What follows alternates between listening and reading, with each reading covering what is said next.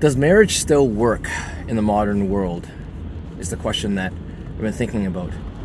I've been reading a book called The Social Organization of Sexuality, which is a book that studies the research done through surveys and interviews of many Americans back in the 90s. I mean, definitely it's an older book, but what was insightful about that book was that it basically interviewed people that had they were either single or they had multiple partners even within 1 year, or they were in a relationship but not living together. They were in a relationship and living together, divorced, widowed, and of course married and committed to one partner.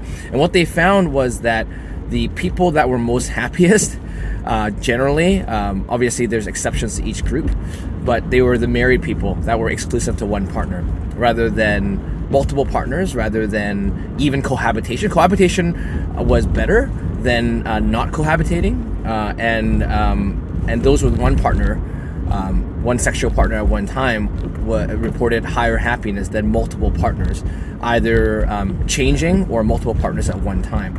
They also reported that there were less negative emotions like anxiety, fear, insecurities, and things like that for those that were married. So it's interesting that even the research speaks about how marriage as an institution, despite modern people balking against it, that it doesn't work, is antiquated, you don't need a piece of paper to show that you're in love. It actually still does work. Now, obviously, there are exceptions and there's a lot of things that need to be worked out in any given relationship and marriage. But as an institution, the stats tell us it works. I was, after church service on Sunday, I was talking to a Christian brother, and we're talking about how we both have young children, and how it's kind of so busy. Every single day is so busy and challenging.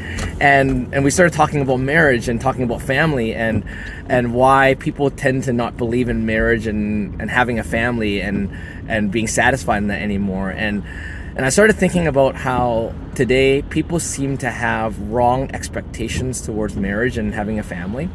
And one of them has to do with where do we find our happiness?